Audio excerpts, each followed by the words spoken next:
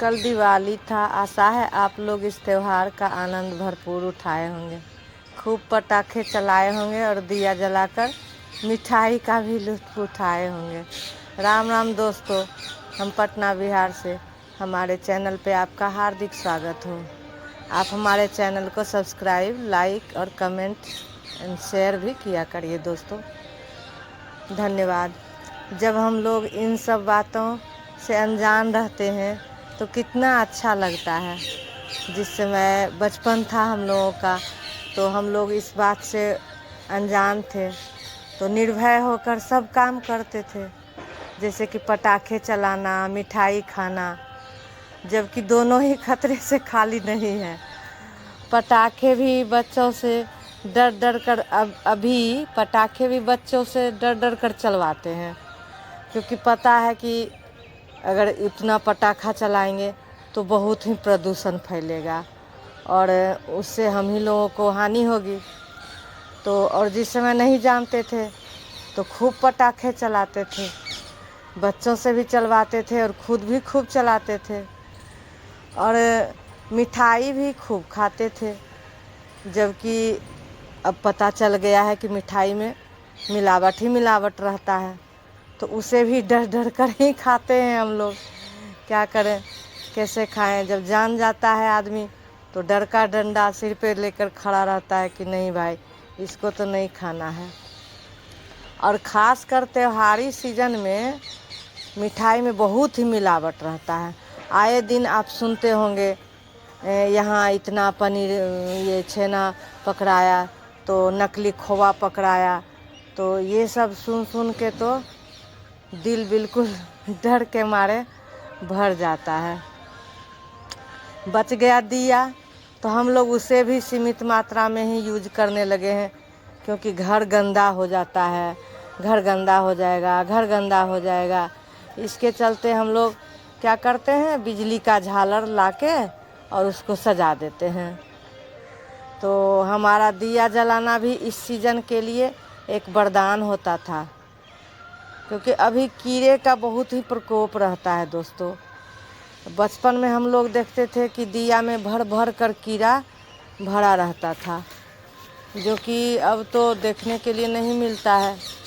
अब दिया ही नहीं जलाते हैं तो देखने के लिए क्या मिलेगा, वो भी नदारद ही हो गया।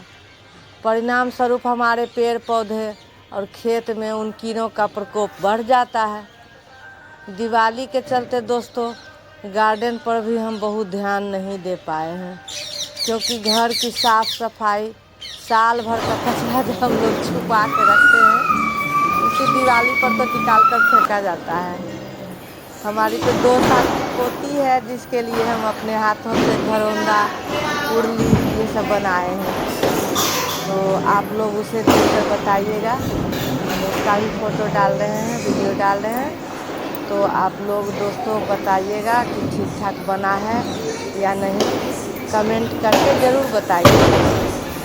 अगर अपने हाथों से कुछ भी बनाते हैं तो उसका आनंद कुछ अलग ही मिलता है। बाज़ार में तो सब कुछ मिलता है दोस्तों लेकिन हमको अच्छा लगा कि अपने हाथ से बना के उसको हम गिफ्ट दें। जब कभी मान लीजिए हम नहीं रहेंगे तब भी वो देखेगी तो उसको लगेगा कि हाँ, हमारी दादी अपने हाथ से बनाकर हमको दी थी, तो उसको भी थोड़ा अच्छा फील होगा बच्चा को। तो अभी तो मान लीजिए गार्डन ही ले लीजिए, तो एक सब्जी भी अगर लटका हुआ रहता है तो हमको कितना आनंद मिलता है। तो ये तो जो गार्डनिंग करते होंगे उनको ज़रूर पता होगा कि दो चार सब्जी ही लटका हुआ, सुबह उठते हैं और देखते हैं 2-4 सब्जी लटका हुआ है, तो मन तो बहुत ही आनंदित होता है कि चलो भाई, हमारे मेहनत का ये जो हम खा रहे हैं अपने थाली में, ये हमारे ही मेहनत का है। तो अब सोच लीजिए दोस्तों, उन किसानों का दिल कितना प्रफुल्लित होता होगा जो सारा का सारा चीज़ हम लोगों के थाली में परोसते हैं। जितने अनाज हैं, फल है, सब्जी है, हम तो सीमित मात्रा में करते हैं। पर जो बृहत रूप से कर रहे हैं, खेती किसानी कर रहे हैं, उनको कितनी खुशी मिलती होगी, उनको कितना मेहनत लगता होगा। क्योंकि हमारा इतना छोटा सा गार्डन है, उसमें ही तो हम बिल्कुल पस्त रहते हैं, मेहनत कर कर के पस्त हो जाते हैं।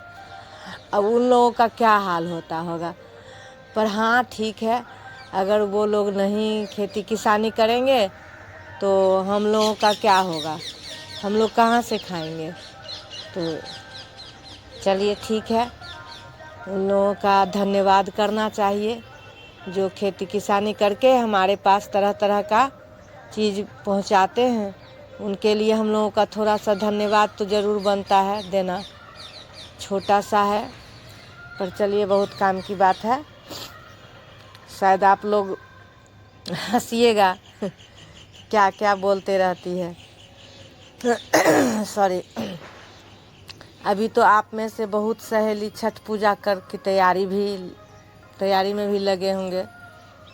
तो जो आस्था और विश्वास का प्रतीक है, छठ की खूब खूब शुभकामनाएं। आज के लिए इतना ही दोस्तों, नमस्कार, फिर मिलेंगे, तब तक के लिए विदा।